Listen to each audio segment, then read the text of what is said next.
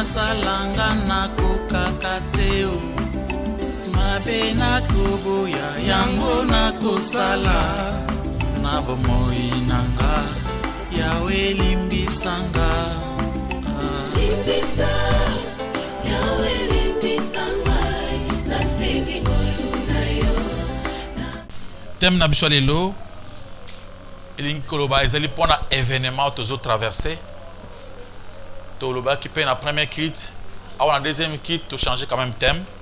Noël n'est pas une fête chrétienne, c'est une confirmation. Noël n'est pas une fête chrétienne.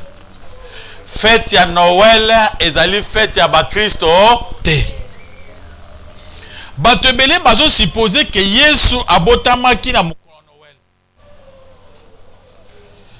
Et balobi même soki eza kate ouais, ils ont occupé bango, ils ont basambela, bazon c'est le coup mais pas na Yesu. Plusieurs personnes, un bon nombre de gens supposent que Jésus est né le jour de Noël. Alléluia, alléluia. Et même si ce n'est pas le cas, c'est une bonne occasion pour fêter, pour l'honorer. Or, le premier chrétien, chrétien liboso, fêta ki Noël te.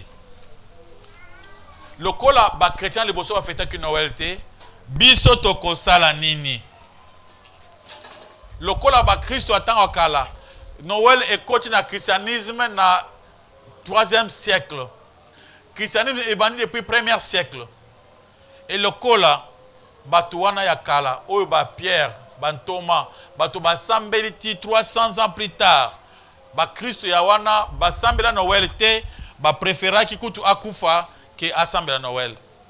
Sikoyo biso to salanini. Une fois que nous avons 1 Corinthiens chapitre 11 le verset 1. Bible senga biso to imiter to ba kosala to sala lokola bantoma. To sala lokola bango. Il y a aussi 1 Corinthiens chapitre 4 le verset 16. Bakotangela biso verset wana okomona balobi biso ba Kristo alelo tozana bosenga ya kosala lokola ba Kristo yakala esengeli to mekola bango tosala lokola bango aux verset 1 Corinthiens 4 verset 16 batangeli biso premier verset. Nous lisons au nom de Jésus-Christ. Amen. Je vous en conjure donc, soyez mes imitateurs. Apôtre Azo Jiré, alobi na biso, tozala ba imitateur na ye.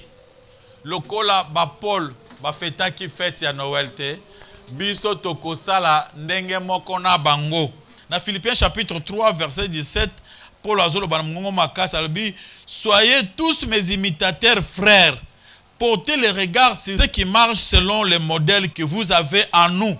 Abi boza la bino nyonso bayokoli bosa lokola biso bo mekola biso bo cha regard na bino na batu oyo bakosala ndenge na modèle oyo bazui pana biso bana nzamba haleluya.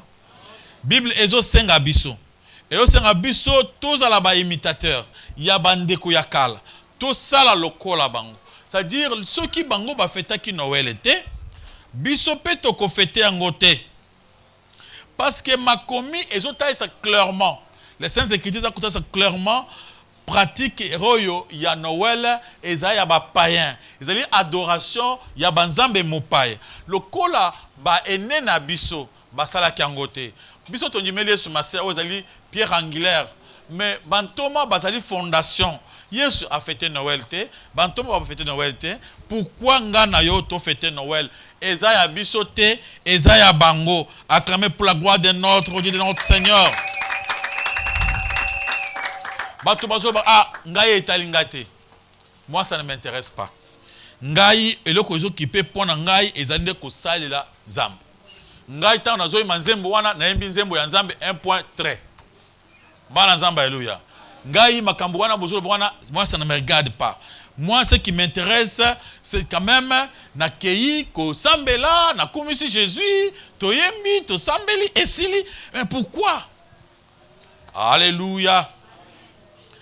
mais eza lokola muntu oyo azokota na kati ya fausse doctrine na croyance ya mabe na défi wana azo défendre croyance ya mabe pourtant que nzambe azali wana atali sienzela ya lobi ata yo nzambe olakisi nga bongo moi je m'en fous izaka kukumisa yo un point trait ezaka bato ebele bazokota na bafiction ya bato akoti na mouvement omoni bato nyonso bakende kote moko yo pe olandi bango ndenge mabaloba na mokili so omoni na mokili bato bakende loboko moko tambola lokola bango na bible balobi bongo te amen amen bible lobi boye so bato bazokende kote moko yo kende kote ya nzambe yesu azotalisa biso boye alobi na nzela apeso ya nzela abi nzela eza mibale eza nzela munene oyo bato so bakendaka so tali nzela wana eza na mouvement komona tout le monde bakenda nzela wana mais eza nzela mosusu ya moke oyo moto akota kaka ye moko donc kolanda bato te okolanda bato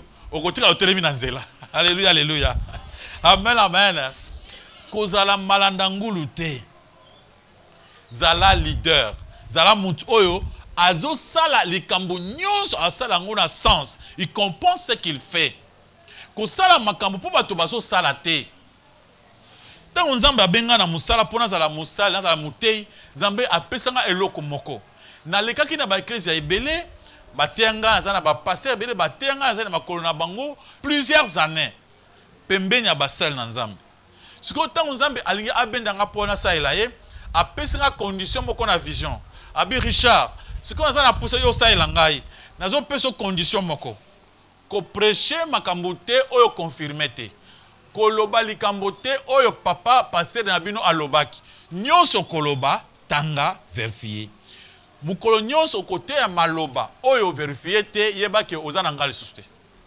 alléluia alléluia etango na bandi ko vérifier makomi na ye komona ke maloba ya nzambe na bapapa oyo bazaki bapapa na ngai ezalaki musika bazalaki musika na maloba na nzambe et soki olingi otambola na maloba na nzambe eza autrement autre chose alléluia alléluia.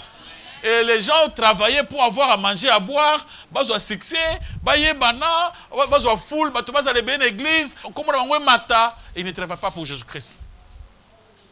C'est pourquoi mes frères et sœurs, biso tout l'anda batute, tout l'anda mouvementé, awa boulevard ya Noël eza plein. Côté nzela muke, eza moko moko nde bazokota. Ils ont dit porte mi balé. Porte à munene na porte à muke. Oza na porte ni. Bana nzamba alléluia. Te landa ndenge bana bazo kende te. Biso to landa ndenge baninga bazo kende te. So to landa ndenge nzamba sali ni alingi. Combien de chrétiens bazo observer fête à Noël sans que ça la recherche. Baza combien? Baninga ebele bazali bo fêter Noël. Alingi ko ça recherche te. Attendez nga zolo boy, il va se fâcher. Ah, il bino pe bulu buti tranquille. Bino pe bolekisi. Hein? Bulugaka nini yango? Ah, to fêter Noël. Muntu amayele a raisonnaka na likambo. Ayoki bolobi likambo ayeke converfier. Likambo lobi eza solo bien eza solo te. Faites aussi vos recherches. Vérifiez aussi na ba écriture, na oyo ezali. Est-ce que makambo bazolo ba oyo eza solo ou bien eza lokota? Il y a des gens qui ne veulent pas chercher, qui ne veulent pas vérifier les choses. La Bible nous demande, bien-aimé, n'ajoutez pas foi à tout esprit. Ça, c'est la Bible. 1 Jean chapitre 4, verset 1. Amen, amen. Bien-aimé, n'ajoutez pas foi à tout esprit, mais il faut éprouver. Il faut vérifier, étudier pour savoir s'ils sont de Dieu. Car plusieurs faux prophètes sont venus dans le monde. Est-ce que tu fais aussi des recherches sur les choses? Tu vérifies aussi les Écritures pour la likambo nyonso. Ce n'est pas que la bindi manji mate, bikenda kendate, bikota kotate. Alléluia, alléluia. Ceux qui sont chrétiens, tout le monde Noël, ngulu, mais ils sont contraires, il y a makomi ensemble. Ils sont contraires, il y a enseignement biblique. Pourquoi tous les landango? Pour que tu vas ça là, pour les autres ça goût, pour que tu vas se là, tout le monde peut se payer la bango. Il y a un mukila ou il y a pour la batu, ou bien il y a pour la maloban ensemble. Amen, amen. Tu veux suivre les gens? La Bible condamne la tradition nyonso. Oyo ya bato amukili. Ba bikolo nyonso. Makambu ya ba coutume. Bible zo condamné yango. Bible zo ba marcher selon coutume ya Bible. Amen, amen. Selon les Écritures. Mais il y a des gens qui cherchent à marcher selon Bamboka, selon Banani. Na première kit out, tout à l'heure qui origine à Noël. Tobi que euti, tobi 4 origines ya Noël. Tobi ya Liboso, euti na Rome. Ba semble la Saturnale. Dieu Saturne, la lumière. Tu trouves que tu na Perse. Na Perse, ça s'appelle Mitra. Mitra, c'est toujours le dieu, le soleil invaincu. C'est-à-dire, ça s'appelle le soleil. La troisième, c'était Yule. Yule, c'est dans la tradition, il y a une tradition germanique. Oh, toujours Nzambe ya Bondoki.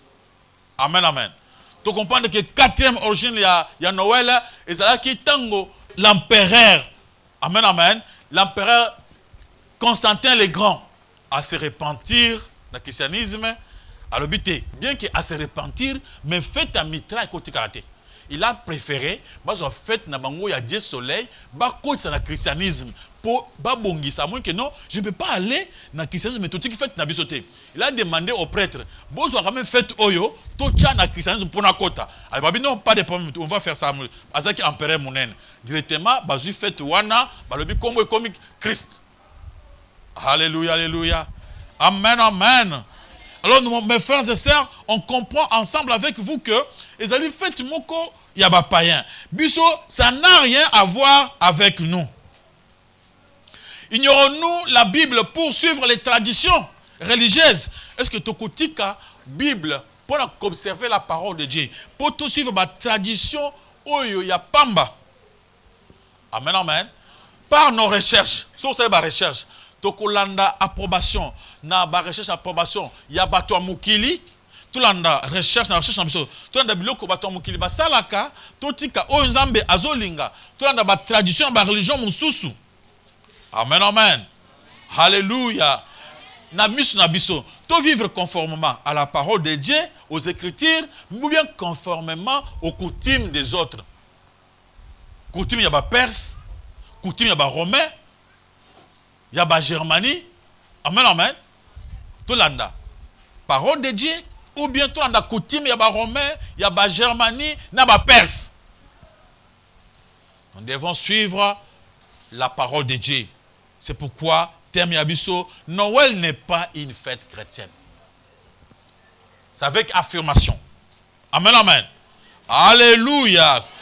Tout le monde peut répondre à ma question.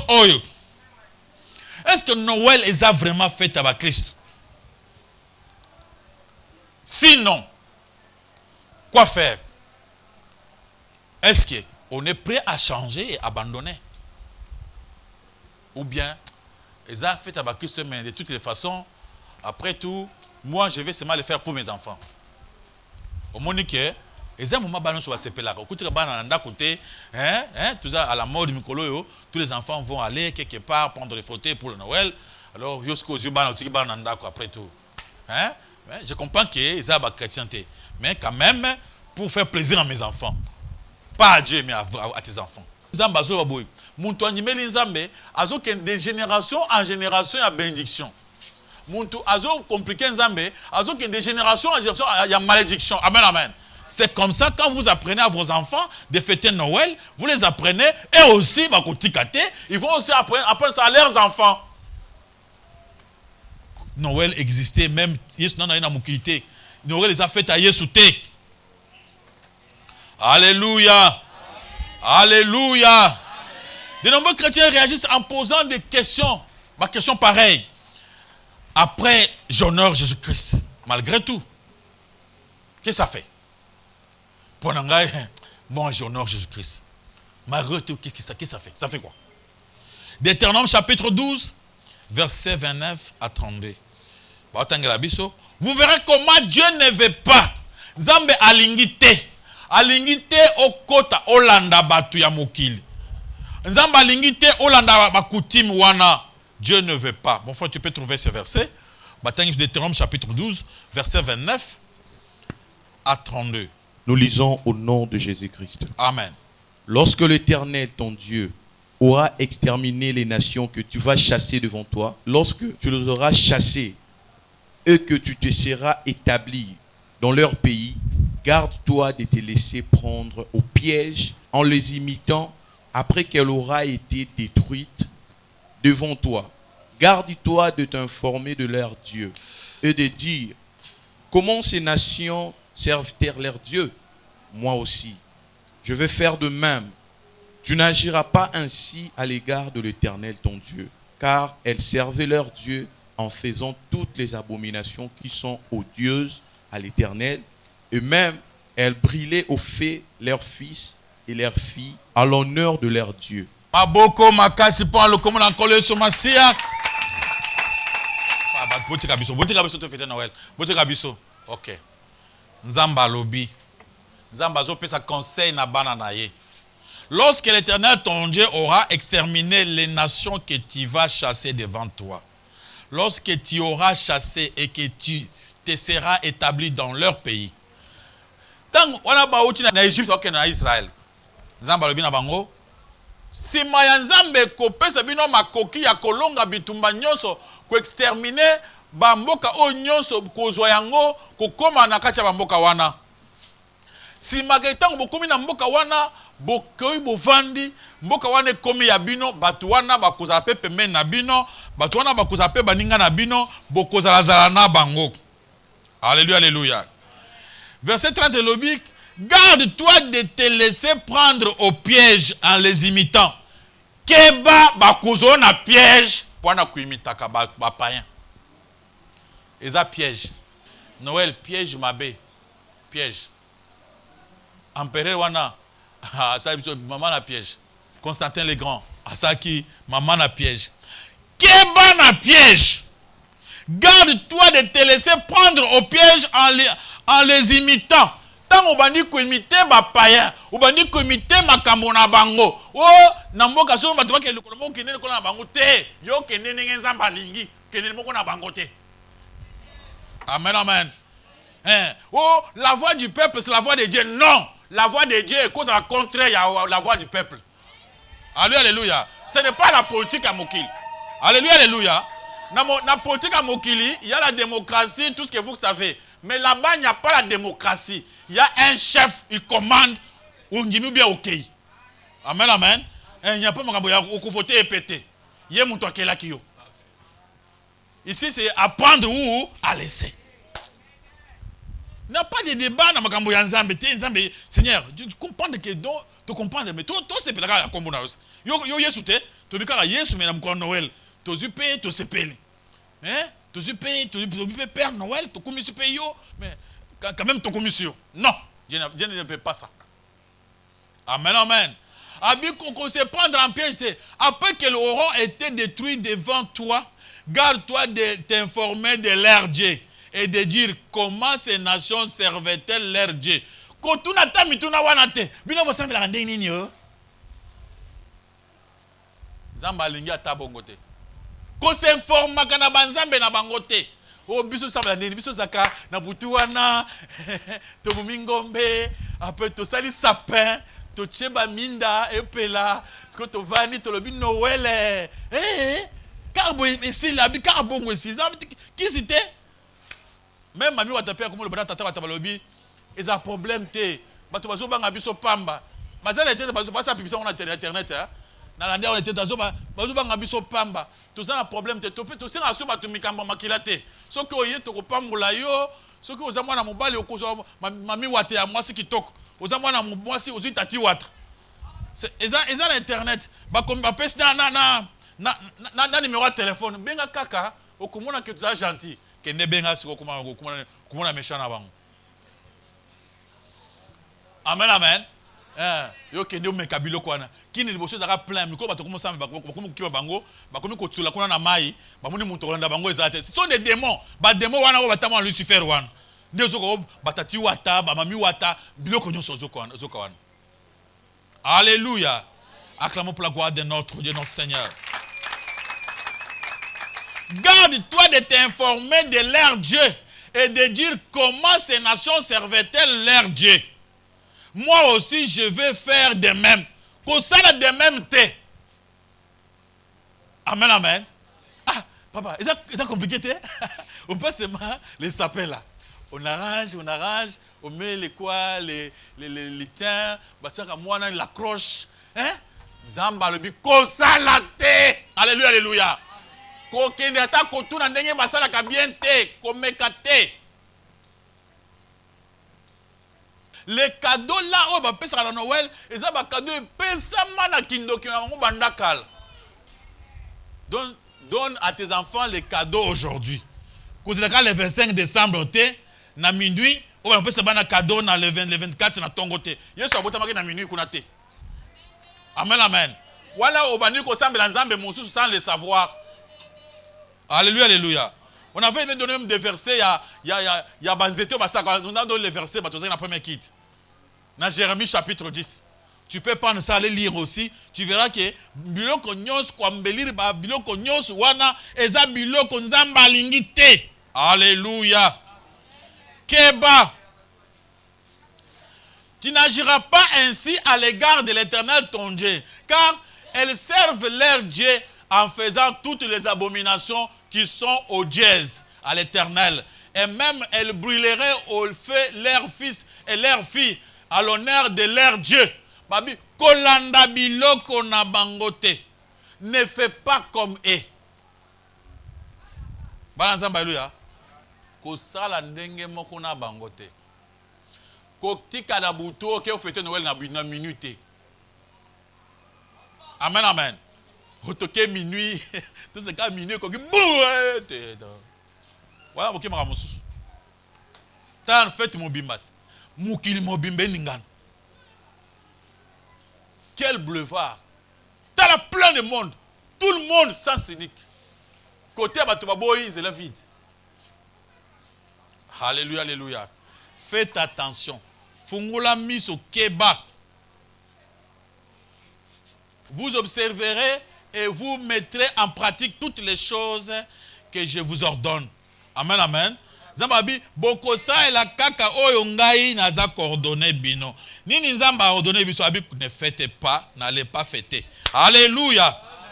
Amen, amen. Noël ezali musika pona kozala fête ya ba Christ. Ezali musika ezali fête ya ba Christ te. Et loko Noël eza na rapport muke na Christ, ezaka likambo ya ndenge kombo na ngozi yango na anglais. Christmas. Christmas wana veut seulement dire seulement Noël. Noël qui veut dire dans le grec days. Days, aujourd'hui, c'est jour de naissance. Amen, amen. En anglais, Christmas. Et ça, Jésus-Christ était. Christmas veut dire seulement Noël. Christmas veut dire seulement Noël en anglais. Acclamons pour la gloire de notre Dieu et de notre Seigneur. Jésus-Christ n'a pas fêté cette fête. A fêté en côté parce que soit fêté en à se contredire yemoko. Parce que dans 1 Jean chapitre 3 verset 4 jusqu'à verset 6, Jésus était venu pour détruire les œuvres du diable. Alors les œuvres du diable c'est quoi? Le fait d'aller contre la volonté de Dieu, c'est transgresser la parole de Dieu. Aux âges condamnés. C'est-à-dire quand tu pars contre la volonté de Dieu, Zambé Alobi ne fête pas Noël et toi tu fêtes Noël. Déjà ok contre la volonté de Dieu. À ce moment-là c'est déjà fini. Oso zindi. Alléluia, alléluia. Zamba alobi kokende na fête na bangote, kokende na biloko na bangote. Et toi tu dis je m'en fous, moi je pars. Je mange au cueil. C'est-à-dire tu as fait la transgression de la loi, tu as refusé la volonté de Dieu et tu es condamné parce que fête oyo ezaba Christ te. Okuna lokola makamwa mike, lokola sokola makamwa mike, mais za makamwa mike te, bayebi o bazo sala. Amen, amen. Le vrai Dieu, tant a annoncé qu'il naissance na ye et pas mage. Tu peux voir ça dans le livre de Matthieu chapitre 2, à partir du verset 10 jusqu'à verset 12. Zambé a annoncé qu'il naissance à Jésus et pas mage. Tant que mage a qu'il naissance à Jésus, bayaki pour offrir un cadeau. Mais date et yebanité, sans yebanité. Comment on a Bible. Et tant que bayaki offrir un cadeau, bakoma ki na moment oyo, Yesu a outi ko botam. Amen, amen. Et tant que bakoma ki, ba pesa ki ba offrande. Oh, moni cadeau wana, ils ont le ba mage, ba pesa cadeau et pas na Yesu. Mais il faut que ba cadeau ni bango ba pesa ki. Matthieu chapitre 2, verset 10 à 12. Tokomuna ba cadeau ba pesa ki. Na ba cadeau na bango. Il n'y avait pas de ba sapin za la quitté, il n'y avait pas beaucoup de choses autres monde wana ils kuna katité. Ba tangi na kombo na Yesu masi. Quand il aperçut le toile, il fut saisi d'une très grande joie. Ils entrèrent dans la maison, vit le petit enfant avec Marie, sa mère, se prosternèrent et l'adorèrent. Ils ouvrirent ensuite leur trésor et ils offrirent en présent de l'or, de la cendre, de la myrrhe douce. Puis, divinement avertis en songe de ne pas retourner vers Hérode, ils regagnèrent leur pays par un autre chemin. Alléluia. Tango baye bamoni mwana ba opesi ba offrande ya olo ba nyonso ba pesi wana, mais au komona qu'il n'y avait pas de biche de Noël, il n'y avait pas. Il n'y avait pas de croches de bas croches au bachaka de Noël tek. Il n'y avait pas de sapin, il n'y en avait pas. Amen amen. Baye bamoni ba fukam ba pesi olo ba kesil. Date wana ba komangote. Cadeau de Noël et utaki avant même bango ba sala biloko wana. Bango bana ko pesa batu ba cadeau de Noël avant que soit botam. Amen amen. Oyo ya Yesu oyo kozwa ngote ke yo moni cadeau de Noël bazui pona ba mage ba peste. Oya bango e bandaki kala. Yesu na botamite e bandaki déjà. Maboko makasi pa le komona nkolo Yesu Masia. Jésus-Christ était né pour devenir notre roi souverain. Daniel chapitre 2 verset 44. Jésus-Christ était né pour devenir notre roi souverain. Alléluia, alléluia. Namukanda Colossiens chapitre 1 verset 18. Jésus est notre leader. Il est appelé la tête du corps. Amen, amen. Alléluia, alléluia. Azali la tête du corps de l'église. Le maître c'est Jésus. Donc, ce que vous avez Christo, Yesu azali le roi souverain. Yesu aza votre leader. Azali mutu ya ecclésia. C'est-à-dire yo ba membre okolanda mutu. Dans Jean chapitre 3 verset 2. Seigneur Jésus-Christ était un autre maître. Quand on dit maître, c'est-à-dire celui qui est le docteur, l'enseignant. Amen amen. Azaki maître nabiso. C'est-à-dire il faut tout landayer, le kola maître, le kola roi souverain, le kola le leader, le kola le maître. Luc chapitre 6 verset 46, Yesu asolo banini. Pwana nini yo benga maître, maître. Ce qui veut dire Seigneur, Seigneur, maître suprême. Mais vous ne voulez pas faire ce que j'ai dit. Si Jésus est votre maître, madame osala oya senga osala.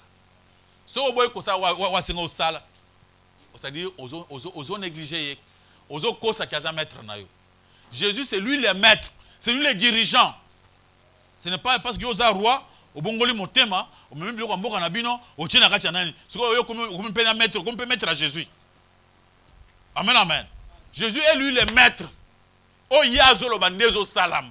Eza o roi lobité. Roi yoso yaza le roi des rois. Amen amen. Les empereurs des empereurs. Amen amen. Donc au koki jamais kuya kosala le contraire ya volonté na été. Jésus est le maître suprême. Alors à l'obi, pourquoi m'appelez-vous Seigneur, Seigneur? Ce qui signifie maître suprême. Et ne faites-vous pas ce que j'ai dit. Alléluia. Alléluia. Il y a des gens comme ça qui appellent Seigneur, Seigneur. Celui Seigneur dit, alors, mon fils, je veux que tu fasses ça. Awanate. Nana kosala oyo. Mais n'a pas Seigneur. Vous voulez faire votre volonté, en même temps vous l'appelez comme Seigneur. Et Jésus a condamné la négation de la loi. Azo buntunyo azo combattre la vérité, Yesu azo se pelanaete. Alléluia, alléluia. Namukanda Matthieu chapitre 7 verset 7. C'est en vain que vous m'honorez en donnant des préceptes qui sont les commandements des hommes. Babi ozo sambela ngai pamba tinate. Eza inutile la ko sambela e tango bozo sambela bosala makambo ya batu. Bosala ba commandement ya batu. Bosala bonzambete. Tout ce que vous faites sont des choses des hommes. Makambo mukili. Prière na yo ezokoma inutile. Donc ceux qui yo oza ko sala ba préceptes des hommes, abi ezali en vain. Babi c'est en vain qu'il m'honore en donnant des préceptes qui sont des commandements d'hommes. Alléluia. Dans le cas oyo, tout le monde a boye que batu bazali babengi Yesu maître maître. Alebisi bango ngai na lingi boy bango ba boy. Babengi Yesu maître maître. Baza ko honorer Yesu. En vain. Pourquoi? Parce que baza fêter ka Noël. Groupe ya batu ebele basangani ba créer fête na bango. Babi toche fête na biso. tous en fait ba païen oyo kitoko tout na christianisme yeso alobi te ne me mélangez pas ba alobi te toko tchakak yo pe toko sambela yo olinga te on va se m'honorer on va t'adorer yeso alobi boza ko adorer nga ya pamba nga pe na kopesa bino eloko te amen amen ba alobi biso toko adorer yo toko zaka sima na yo yeso alobi c'est en vain abi bozo ko nga en vain parce que bozo sala ba commandement ya bato amen amen bozo sala ba coutume ba tradition bozo honorer nga dans en vain tinate abi bozo benga seigneur ya pamba parce que obeng seigneur balobi kusala nzete te usali nzete kusala bote usali nyonso après ozo seigneur mukolo Dieu soleil ulali pongite ukumisi Dieu soleil pour tout mobimba amen amen ye alobi kosangisa ngai na ba Dieu soleil to lobi te eza problème te na chepe kombo na yo na kati on va seulement t'adorer Seigneur pourquoi yo zo na mabe mais ye alobi kolanda pratique ya batu wana te kosala ndenge batu na basala kate obi nga kosala kaka po batu basala ebe na kisasa boso ba sala donc nga moko nde muto akoya na lola oyo te batu maloba nzambe mosusu yozo makamba ba Noël maloba nzambe alobi kosala makambo ya ba païen te bosantu nzambe azo keza nini mais nzambe ba weli na damu na Evelika monini ka koliango mate aboma muntu te asepe kindumba te koliambo ma te ale yango yo na boyo tikala kono nzambe ba weli na Saul nini boma muntu na yo kimawa nga nzambe alobi boyo kimawa to kaboni nga na yo le pomme ke nzambe alobi yo boy koyoka o transgresser loi na ye amen amen o komi condamné à mort nzambe alobi nini na Deutéronome ko kende ko sala lokola batu wana te ko pratiquer ndenge moko na bango te débat ils en makambo Noël les d'abord les principaux éléments il y a débat d'abord origine historique a fait de Noël les amabe origine nango ezalaki ya banzambe mususu to tsiko loba OK origine nango to pesa ki 4 sorties à origine nango ezalaki Saturnale fête ya ba romain o ezalaki célébrer à l'honneur ya Saturne zamba pekisi ko sambela ba étoile mais bango ba sambela étoile na kati ya Rome na tango wana zambe d'abord ekomi ja origine ya mabe amen amen na occasion oyo on faisait déjà des cadeaux de Noël comme il y a parce que bana ko sala ngo pour la fête na bango amen amen deuxième origine ezaki le kit de Mitra kit de Perse très populaire ezaki dédié pour la pas nzambe Mitra qui veut dire symbole de lumière soleil invaincu c'est-à-dire euti na nzambe soleil invaincu Deutéronome lobi ko tala mis na soleil te ko sambela soleil te bango ba sambeli soleil tango bazo koma bango ja bana soleil peut-être tango bazo koma maloba oyo fête Noël ezaki déjà troisième provenance ezalaki fête de Yule fête traditionnelle ici de la mythologie germanique c'est la vérité ba germain bazo comprendre ce qui s'était passé dans kati makambo oyo c'est-à-dire fête oyo na tango oyo on faisait des sacrifices nzamba lobi kotala bango te kosala ndenge basaka te yo lobi te ngana kosala ndenge basala. Alléluia, alléluia. Et quatrième provenance, ezali na 3e siècle. Ezaki le clergé romain et l'empereur Constantin le Grand. Tant l'empereur Constantin le Grand a bongoli motema a commis mon Christo, il avait demandé que bazwa fête ya mitra ba chango na kati ya christianisme ba kota ba comme ça comme fête moko il est obligé tout le monde devrait fêter cette fête. Ba chrétien tango na baboyaki. Amen amen. C'est-à-dire, ils ont biloko moko ils ont origine à mabe. Yango nzamba pe sont mis en garde. Ko sambe la biloko wanate. N'allez pas avec ces gens. Alléluia, alléluia. Ça c'était pour l'origine. Et autre chose dans le débat, c'est l'arbre de Noël. Nzete à Noël. Nzete à Noël, ils ont une origine moko maléfique. Ou ils ont mukanda, il y a Jérémie chapitre 10. Zamba zo bake okozbatu wana bakendaka bakati nzete bambeli rango babongisa ngo bakumisa ngo kitoko bachemwa olo babongisi zamba abi après bakomilo bake baza honorer nzete wana ata yo konore nzete te lokola bandoki babano sala nzete wana tika kaka. Amen amen. Nzamba lobi d'abord origine wana ya nzete wana eza ya mabe. Nzete na bango wana il y a des versets na pesio doto ke mubimba. Il y a Jérémie chapitre 10, tu peux lire ça, tu verras comment bazo boya makambo ya banzete yo baza ko bongisa wana nzamba lenyango te. Amen amen.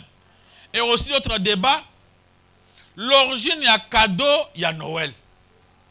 Cadeau ya Noël et outi na kati ya kala, normalement c'était la déesse de la santé. Ce qui otali na okina ba pharmacie, au mona basaka serpent moko boy. Au mona ka on a ba pharmacie hein, on a basaka serpent moko boy. Serpent wana aza déesse de la santé. C'est la déesse. Et ça provient de longtemps. Na Éphèse tantan wakala, ezalaka avant ba Yesu bayak. Ezaka na serpent wana, azaki serpent oyo pona bango ezaki la déesse de la santé. Donc yende azaki nzambe na bango, soki ozobela, il faut sambela ye. C'est pourquoi ba tous basala ba kisi, babana kocha serpent wana. Yango ne tika ti lelo na ba pharmacie, moni batie déesse nini ya santé.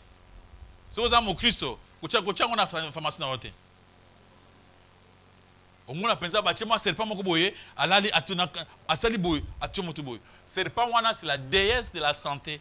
C'est-à-dire la déesse de la santé oyo, c'est à partir de la déesse oyo qu'on se donnait des présents. C'est-à-dire bah cadeaux. Qu'on se faisait des présents, les gens se donnaient des cadeaux même aux enfants pour la santé. Alors cadeau de Noël et naissance en kuna. Ba Romain ba bandaka ngo bandakala yesu tona ina mukite ba perse ba sango bandakala ba germanie ba sango bandakala eza biloko ya kala ya mabe. Amen amen. C'est-à-dire kota la origine ya mabe historique na bango ya mabe. Noël eza na histoire ya mabe ya bandoki. Amen amen.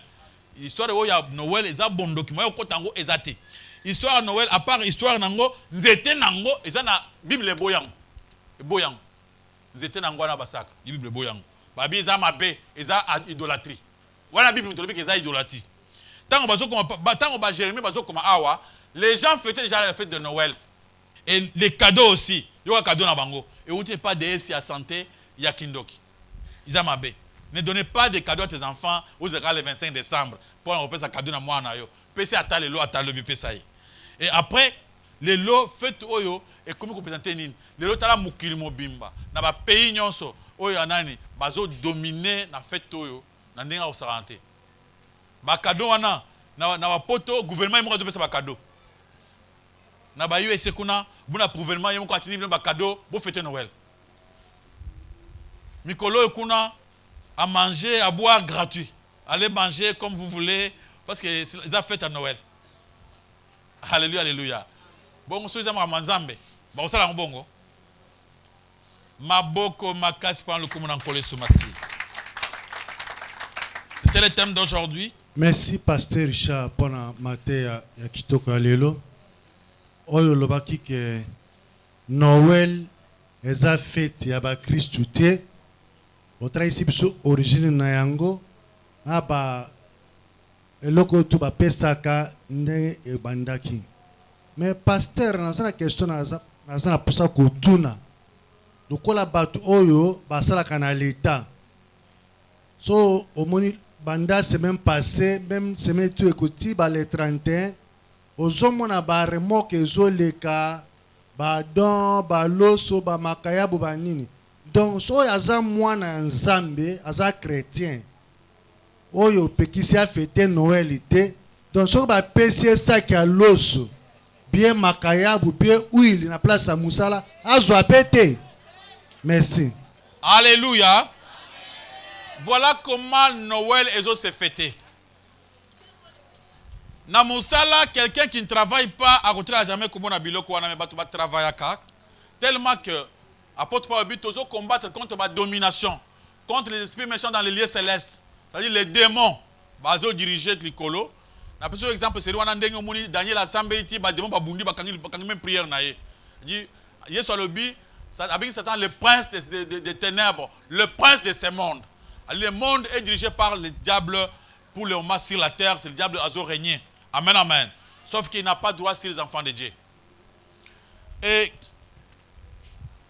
baza na façon autre la façon ba fêter Noël eza que songa saka musala ba pesi biso congé mukolo wana je veux faire autre chose na aucun pe na samedi nzambe na ndenge mususu mais le problème c'est quoi na préparé pour que le 25 décembre na zo ba nanga base ya bilamba basumi babumika na ndako pour balata le 25 décembre bakanga photo le 25 décembre ba bana ba na nzela bakena quelque part car le 25 décembre bakena kona gare centrale seulement le 25 décembre ce soit kitoko la même na ndako seulement le 25 décembre ba yokin zete wana oyo nani a lobby oyo sape wana babungisa wana ndako bachi na ndako le 25 décembre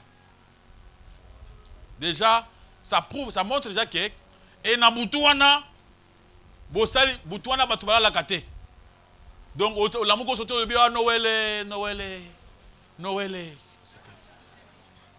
ça montre déjà que tu es en train de fêter banezele babaki na buumbu bakuti makambo ezo salam bango manda kovanda mukolo wana bango bazokumisa nzambe na bango bazokipela makambo wana te mukolo le 25 décembre la tindengala ata mikolo nyonso aki osa mamone mususu asa na mamone privé soki ba na compagnie na biso ba pesinga ba biloko na tiango lokola pour la fête à fin de l'année je peux prendre ça je dois prendre parce que ba pesa ba cadeau na ba compagnie pour la fête à fin de l'année mais na ba poto ils ont des papa sur bongisi ba to ki de bomela bo sepela pour na Noël mu Christ qui ne biloko na te akene ko te biloko na te pour na que ne komela place à Noël te et ceux qui ne monika ba tia wa fête à Noël boya ko fêter yo za chrétien ko kotate binga za chrétien mais les choses que tu peux prendre ba pour na saka musala ba pesa cadeau ba pesa pour na musala pour la fin de l'année ouais ça problème te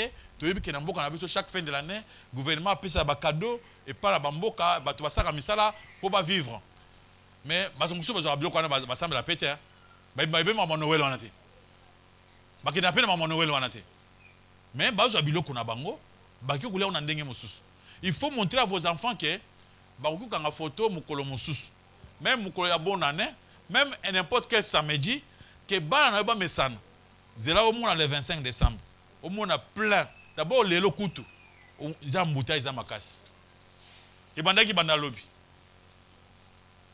avant to comme le 25 décembre au komona na wenze place à Koltambola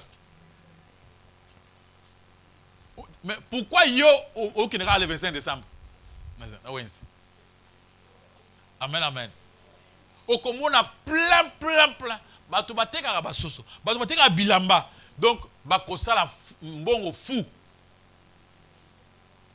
pourquoi ils allaient fête ya ba Noël donc yo au fêter en bongoté tu ne dois pas aller la nuit pour aller crier quand les gens sont tentés de crier ça ne te regarde pas tu dois éduquer à tes enfants balata bilamba bango propre n'importe quel jour dimanche mukolo samedi mukolo ya bakepena week-end na bango mukolo mususu ce n'est pas que bana bacha mutu bango que moi na sabi que le 25 décembre na ça na cadeau à papa na biso non évitez ça na kacha ban amen des questions à poser. Merci pasteur pour la parole. Amen.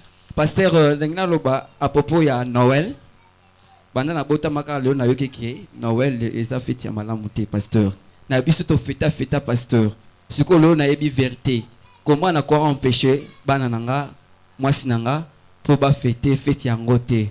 Deuxième question pasteur nanga pasteur nanga loba na mona ka batunyo surtout o babota ka bana na bango le 25 décembre ya Noël bana na bazalaka na kombote bapesa bango kaka oh Noël pasteur okoki ko yebisa ba oyo bakobota bana le 25 décembre nini pasteur.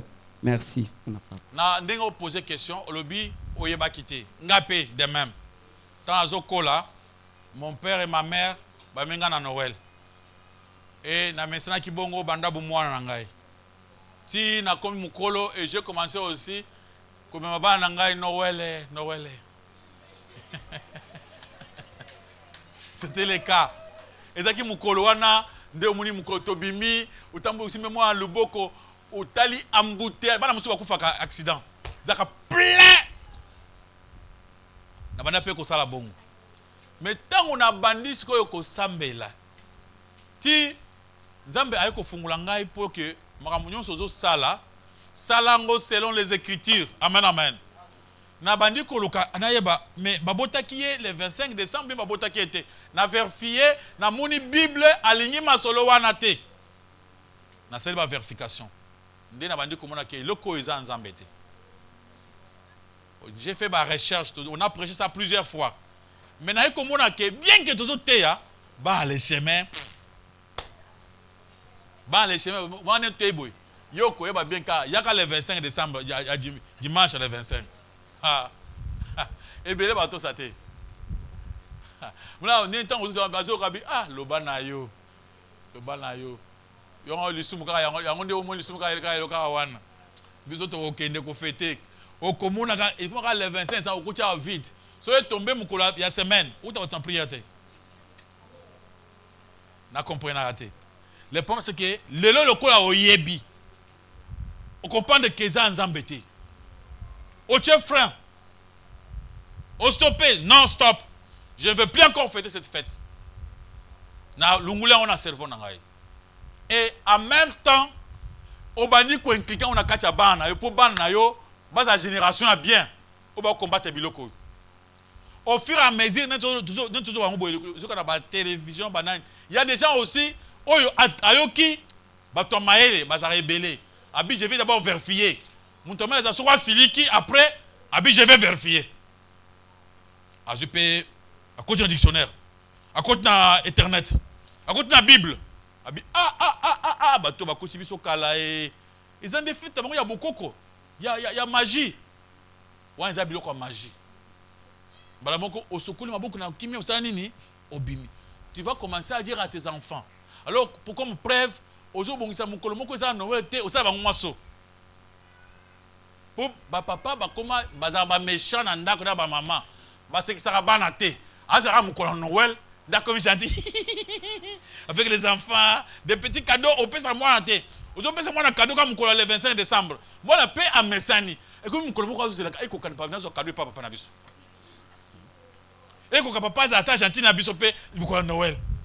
Ce qui c'est que moi na olonguli biloko wana ou la qui c'est que on peut fêter tous les jours. Donc c'est pour la mukolonyonso comme Noël té, wanza biloko ba païen, il faut combattre. Il faut yebisa mwana na yo. Il faut yebisa mwasi na yo que makambo eza nzambe té. Yebise mayo madame to vérifier ko to ko tracé mikana to vérifier tala nemba komi na Bible vuni nemba komi boye nzamba lingi makambo te. Alors à ce moment-là muntu akoyoka mais ba força muntu konjima te. Amen amen.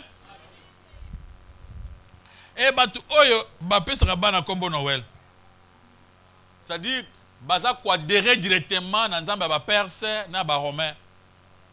Amen amen. Bazongi maman ko za kola o bazongi za na pratique wana. Ils ont pas combo les bateaux sans koye bango.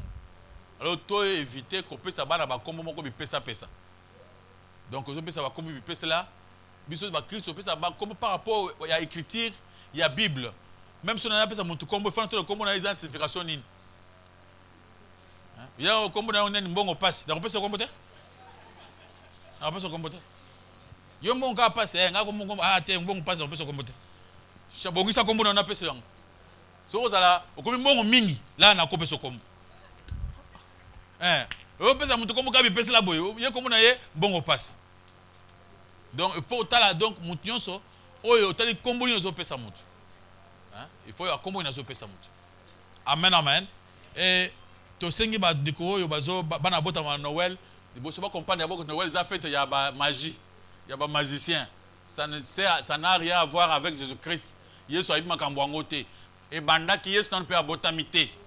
Et banda za makambo ya kala ya banzambe ya kala basambe la lune, le soleil, les étoiles. Biloko wan. Biso balobi to sambe la biloko wana te. 1.3. Question. Merci papa pasteur pour la parole. Amen. Nazala question mo kaka na to banda ko fête depuis kala, depuis bomwana na soti lelo. Et puis Bible lobby tokoki jamais ko pratiquer loi parce que loi ndezo lobano ko sala beauté to moni lelo meme to sala fête ya Noël te alors que to banda ko fête ango siko na ina ba pasteur fête à Noël est-ce que toko fete yango te pona ba pratique oyo ba païen bazo sala pona ba idolâtrie na bango ba biloko neti ya ba signe na bango ou bien biso toza na pratique mususu toko sala que poto fete fête parce que so na se référer na Bible toke na Colossiens 2 16 to bani na 16 tina 17 Bible lobi boy que personne donc ne vous juge au sujet de manger ou d'y boire ou au sujet d'une fête, d'une nouvelle ligne ou des sabbats. C'était l'ombre des choses à venir, mais le corps est en Christ. Balbi bien, c'était l'ombre des choses à venir. Ce que les lois tango ba comme abouizana tango ya Nouveau Testament époque Jésus a sayaki déjà. Est-ce que verset au togo sale lango bien to sale lango te merci. Ata osaka on a ignorance pour nga tubeli. Bandeko na tubeli na bana ko fete na ko fete susute. Nga tubeli. Alors, Dieu sans tenir compte, il y a tant d'ignorance. Albina Moutou, saura comprendre la vérité. Asanini, à Toubé. Apôtre Balobi, dans 1 Corinthiens chapitre 11, verset 1. Balobi, bossa la kaka loko la biso. Donc, qu'est-ce qu'on a versé à 1 Corinthiens 4, verset 16. Balobi, boko kiko kende kusala makambu ya nzambe na ndenge ya bino bokote. Bossa kaka ndenge, bossa exemple na biso. Nathalie bango moko ba fête Noël te. Noël e ko banda na 300. Mais bango ba kutaki Noël ba fête yango te. Pourquoi ngana fête yango? Eza déjà ceux qui na fête yango na transgressé loi nzambe. Et wana eza premier point. Okutanga pe na Philippiens chapitre 3 verset 17. Et le but soyez tous mes imitateurs, portez les regards sur ceux qui marchent selon les modèles que vous avez en nous. Balobi tout ça ba imitateur ya ba apôtre Paul tous ont égard regard na batu oyo batambu lokola bango lokola ngasi ko na monaki na tambula ki mabe pona ko fêter Noël. Maintenant je vais faire comme les apôtres Paul na ba Pierre.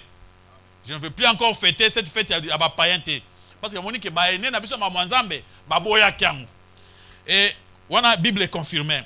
To qu'est-ce que olobi na pesi verset ya Ancien Testament. Na Ancien Testament ezana makambo oyo balobi etika la kabongo na musu ba changea. Awa nzamba zolo ba ko pratiquer biloko ya bato musu te. Ezali conseil. Ko sa lokola ba païen te. Apôtre Pierre lobi na ngai alobi ko sa lokola bango te sa lokola ngai. C'est pourquoi na sa lokola yé. C'est-à-dire awa balobi ezali loi ya nzambe. Loi ya idolâtrie tisikoyo na Bible na Nouveau Testament bazo pekisa idolâtrie. Balingi to sambela bikeko. Nzamba zunga te tout ça la banzete tout ça nzamba pekisi loi wana. Ce qu'on verset au PC à Colossiens. Na verset oyo ezali verset mususu. Ezali ba fête ezalaki ebele na tango ya Bayuda. Ezalaki sabbat, ezalaki nouvelle ligne, il y avait beaucoup de fêtes. Il y avait 7 fêtes en Israël. Tango Yesu aye alobi na lunguli ba fête wana. Bo fête tango le susute. C'est-à-dire tant où Yesu aye alungula ki ba fête wana. Yango c'est pourquoi tant où alunguli ba fête nde omona ki Yesu mukolo ya saba ya asa musala. Abatu na ah. Mais comment c'est pourquoi bakanga plusieurs fois pourquoi ça musala mukolo ya saba. C'est-à-dire ala kisake saba wana ezali obo comprendre te. Yende ala kisi compréhension à saba. Nde omuli tango apôtre azokoma ayikolo bake biloko wana ba fête nyonso ya kala wana eleka balobi muntu asambisa yote ke o fetaki te pona boy muntu asambisa yote ke ozomona ke saba yo sale boy yango alobi ba saba nyonso ba fête nyonso ezaki cette fête nyonso wana abi ezaki kaka lokola muso mona ki kizo zo fête so ya jubilé mais Yesu alobi apôtre Paul alobi ba fête wana bo fête ngo lisusu te c'est-à-dire mukolo wana sala makambo na yo ezaki obligatoire soki bakuti yo na mukolo ya saba oke kotambola on te tue soki omoni atake mukolo ya saba oke buka ta nzete na zamba boye bamunyo yo mukolo ya saba oyawa bakangi yo ezaki ya imposition bayokanga bato na makasi yango nde Yesu aye abanalize yango bato wana bazali kaka kosala bolamu ya libanda c'est pourquoi bayoko bano makambo wana eza lisusu te yango nde omoni apôtre alobi awa abi muntu asambisa yo te makambo ya bafete wana. C'est-à-dire bama bafete wana eza so na tina te ezaki elilingi oyo ekoya eza so na tina lelo poto fete bafete wana te Ah, mais Noël, ils ont qu'on fait wana pété. Noël, ce qu'on attend wana, ils ont qui abandoki. Parce que oh même ils ont qui a commencé à me pékisang. Bon, à combien plus forte raison, mais oh abandoki. Parce que oh yo ba perbi, muntu asambi sa otema ya ba fête pour ba fête wana ils ont qui ba lilingi. Ils ont qui fait, ils ont qui be mon abazo comme ba fête na koto na mukanda wana. Mais ce que na Noël, ils allaient fête il y a Dieu soleil. Provenance à Noël. Toboy Noël pour Anine. Parce que origine à Noël est à Mabé. Historique il y a d'origine à Noël la Bible. Noël est qui fête il y a ba romain. Oyo babanda ko sambela Yesu plusieurs années Yesu on a botamité. Et là qui pour na ko sambela Saturnal. Ba culte dédié au Saturne. Saturne est ba étoile, ba lumière, bloc en ba étoile lumière. Et Mitra na au royaume de Perse. Bana ko sambela Mitra qui veut dire soleil, soleil invaincu. Ndé bana ko sambela na origine nango. Après, tout le monde a Yule na fête ba germanique. Bana pe ko sambela le 25 décembre. C'est-à-dire ça qui fête moko ba génération et bien minene ya kala. Bana ko sambela oyo bazaki contre Israël. Tout le monde a Daniel a sepela ba na moto pour atosa biloko ya ba payen wana te. C'est pourquoi nous avons dit que nous avons fêté biloko wana te pour qui d'abord d'origine la sorcellerie. Amen amen. Donc la logique des choses, même mutu so ala biso sikoyo, même bato ba tche Noël, ba yebi bien que ezaki fête ya bandoki. Ba tchango na makambo nzambe. Et comme il y a biso ndenge nini. Et comme il y a biso à partir ya empereur Constantin le Grand na 3e siècle, azaki empereur mouyi na Rome. Tant qu'il y a bongoli motema à comme Christo, yango alobi bazo fête ya Mitra, bachango et comme le kola ya Jésus. So amona kino akoko ya pamba te parce que akene ki bongo fête na ezaki bazo ba tu pona ya fête en so ko fête on te tue. Alors c'est pourquoi empereur amona kini bien que a commis mon Christo, mais bazo fête wana bachango na église pour que aza à l'aise. Yango abenga na ba clerge ba prêtre ba comprendre ba pour ba sungaye ba ke bazo fête wana bachango na église. Yoka nenge koti. Na ordre anani, il y a un empereur païen. C'est pourquoi on a fêté biloko empereur païen ache. Na mboka na bango. Amen amen. C'est que lokola bango bana ko diriger ba biso biloko ngo ti awa. Donc ils a biloko moko inutile à fêter, il y a ba raison et belé oyo il faut pas tout fêter. Merci pasteur pour la parole. Amen. Pasteur, j'ai 3 petites questions. La première est celle de savoir bana oyo bavandaka et pas baboti o bafetaka Noël. Supposons que le jour de Noël, moi en tant que chrétienne naebi vérité, mais mes parents bazo fêter Noël. S'il arrivait qu'on préparait pour cette journée-là, n'a pas bilo connaître parce que je ne peux pas fêter Noël. La deuxième question, il y a certaines de mes amis balobaka, vu que nous en tant que chrétiens, si surtout fêter Noël, pourquoi aussi fêter bonne année? Si tu fêtes Noël, tu peux fêter bonne année parce qu'il n'y a aucune utilité.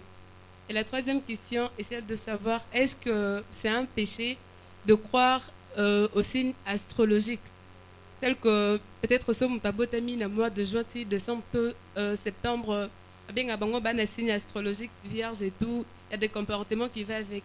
Est-ce que il y a certaines personnes qui habitation assemblée signe astrologique non, je serai riche et tout. Donc même si je ne prie pas, je serai seulement riche. Est-ce que ça péché tout, ils ont péché merci. Ce n'est pas chez moi, chez les parents. Ngana kotali ça mépris que je ne suis pas intéressé. Alors, qu'est-ce qui est mal pour le Noël? C'est les cadeaux, c'est les sapins, c'est l'honneur là qu'on fait la nuit pour donner un faux Christ qui est soleil, c'est le soleil invaincu, mais qu'on change le nom Christ. Alors, moi je ne m'intéresse pas. Il fait leurs choses, je suis là. Je n'interdis personne. On peut vivre dans une maison où on a quatre familles, il y a des occultistes, des musulmans, des bouddhistes. Dans la famille, il y a des mormons. Si mon frère Aza occultiste, Aza mormon, Azali musulman, c'est mon frère. Quand on se voit, on est dans la famille. comment ça va? Ah, ça a fait Noël. On cause autre chose. Non, on a bien écouté pas besoin de fête à Noël. Non, non, ne vous en faites pas. Non, quand je suis venu chez vous, si on me donne à manger, dans des normal, il n'y a pas de problème, je peux manger. Mais si il me dit que au moins une sauce pour aller le bac Noël, comme ça, je ne mange pas. Parce qu'il faut mener avant de manger, il faut dire quelque chose pour honorer ton Dieu. Là, je ne mange pas. Mais si on a honneur, il y a là, je dirais non. Mais si on a l'ambiance, chaque jour, tu l'as normal, moi je ne suis pas là. S'il vous plaît, quelqu'un qui part pour les laisser jouer, faire l'air ce qu'ils veulent, moi je suis libre. Ce n'est pas un péché. Mais ceux qui bango qui bazali, n'a pas honoré, ils étaient dans bangoana, na crié pe Noël, yeso botamie, t'as manqué ce respect. Pour abotamie mon kolwante, n'a pas conseillé ma cambo. Yeso a pas ma camboté. Amen, amen. Deuxième question. Alors, il y a des gens qui posent des questions bêtes. Quand il y a un problème, ils cherchent à s'échapper. Ils ne veulent pas aller plus loin avec le raisonnement. Est-ce qu'on a parlé de l'origine, Yanine? Noël. Pas l'origine, il y a fin de l'année. Amen, amen. Et je peux fêter tout ce que je veux. Je peux me réveiller le matin, aujourd'hui, tout ça, la fête. Dans ce pays, les gens ne peuvent pas fêter. Est-ce que c'est mauvais? Moi, Langai, a eu une classe. On ne peut pas fêter à la maison. C'était un cadeau que Dieu nous a donné dans la famille. Moi, dans une classe, on peut fêter. Alléluia. Papa Nabiso a eu promotion dans mon salaire. Tu peux fêter. Biso te fête chaque jour. Tu fêter. Donc quand on se réveille le matin, c'est là. Moninga c'est là. Ton etani c'est là. Tu fêtes chaque jour. La fin de l'année, ils allaient fête normale. Il y a église mon côté, il y a un document côté. Ils ont que oh Zambé moko boité mais oh ils allaient fête en Zambé. Saturnal. Ce que ba on ba mi so bazane ba mi so ko question bête. Bongo Noël vous fêter. Voilà c'est question ya muntu moko azangi argument. Faut lui faire voir que Noël ce sont des choses de Dieu. Oyo ce sont des choses normales. Ce qui est normal, ils ont un problème. Le problème c'est que Oyo ils ont un makambo mususu. Ils ont le cola. Tu as ça cours en médecine. Tu as en médecine. C'est normal. Après, professeur Bengo Pemben. Abiza et loko moko force moko son na cotisio. Au moins na biloko moko so ndenge mususu. Et comme ce que loko mususu secrète. Mais la médecine en soi, ils ont un problème. Amen, amen. Alléluia. Il y a des gens, je connais un monsieur, qui a sali droit. Tant basali droit, comme ça ce qu'on va fétiche. Comme ça va fétiche pour que bazo ba qu'il y a ma casse. On était avec eux dans une même parcelle. Ici chez moi, à Panabango. J'étais toujours pasteur, ils ont fait leur cérémonie, après, pour préparer, et ils ont anniversaire, ils ont profité, après tu sentir qu'il y avait un combat, tu continues la prière. Qu'est-ce qui se passe? Ils ont commencé à faire des prières, prière. Directement, dans prière, le Dieu d'Israël a confondre bango. Mbalamoko, la maman oya konda kwana azu mamoko liboma sur place qui a azu folie. Bango yo so ba paniquer na ba mat ba avocat bazaki wana ba paniquer bazaki na choter ba moni ke moyen ezate ba mimi esko yo ba ko betanga porte na 1h du matin. Oh passer la muka moyen te. Ce qui se passe ba koti ici maman wana. Tango aye na liboma wana apesi vérité nyos. Tu vas dire que ça a boyé, tu sais qu'il boit na yo, tu sais tant que ça a boyé simbité, tu sais qu'on a minito yo, mukandeza wana secret, amisi secret nyonso, ba vuka na il y a yo misi nyonso, abi pesa, alors bazumi kanda nyonso wana, ba pesi ngai. Mais bino, vous savez mon bino et vous mettez le nom de mes enfants. Oh te limbise biso kakaba. Na zubiloko wana avec notre bien-aimé qui est pasteur Timothée na aux États-Unis. On est parti pour brûler ces choses. Pendant que nanto brûlé te, bango liboma kaka ya makasi. Liboma kaka ya makasi. Attends, to kika na sima, to chebiloko ba livre wana, o meki ko sala droit ezama bete. Mais ce que moni eloko wana c'est comme ce koyo, eloko mosusu. To qu'est-ce que toche pétrole, toche ce qui mazut, toche moto, moto des opérateurs. N'a pas bien mes frères, tout semble. Tu vas dire prière. Tu dis au nom de Jésus, moto pas et peli, moto couleur moussous. Vous voyez qu'il y a la couleur à moto, il y a un peli vert. Dans le bin Zamba Zali, yoko sa l'autre côté. Tant qu'à Ezeki, il bon ma bango sa ani et si. Tant na zongi maman tubela, akamwe, ba bisi ba dire va mettre ma mère le bignonso. Le bignonso, abi le bignonso, tout. Parce que tu courant de tout ce qu'on a fait. Parce que limbisa biso, ndenge to kanto lekisaba na yo. Na mokili soko za na nzambe te, le banaza innocent, faut faire attention, il y a d'autres personnes a yelo ba cadeau moko ya mabe na ndako. Surtout mikolo ba cadeau Noël. Amen. Le ko yoza mo Christ. O comprendre que eza mokolo na bango, nde o vana ndako, na ibino cadeau à Noël bana balia. Yo pe opesi bana cadeau Noël, nde place ba kozula makasi yango wana. Amen. Il y a d'autres cadeaux, il y a mabe empoisonné. C'est pourquoi tu lobby, ce qu'on fait à ta lobby ça pour imiter. La fin de l'année, eza muntu moko aza obligé na fêter. Je me suis dit quand même, à la fin de l'année, on est content, on loue l'Éternel. Et ça, historique, mon côté, il y a des païens, il y a la fin de l'année. Amen. Mais Noël, il y a une fête, il y a Bandoki. Fête, il y a Dieu soleil, magie, magicien. Je ne peux pas fêter la fête des magiciens. Troisième question, l'astrologique. Les gens là qui devinent, à quoi deviner, ozaboy. À partir de signe astrologique. Alors, biloko wana yomo Christ kokota te. Ba te belé ba pesa ba ngomba conseil ko za muntu munene pe akoma pe muntu munene te. Pe akufa. Biloko wana kulanda ngote. Biso ba Christo to ki jamais kulanda biloko wana. Mais yeba ke bana boke na ba université. Ba ninga université ba za ba tembe pe ba question moko compliqué il va encore dérouler yo a te dit mais est-ce que yo nzamba mbomuna e. Nga moi j'étais là-bas. Dans l'université, bazo boya makambo nyonso nzambe ba tiango bakanga ngona na nani boy ba boaki na foule.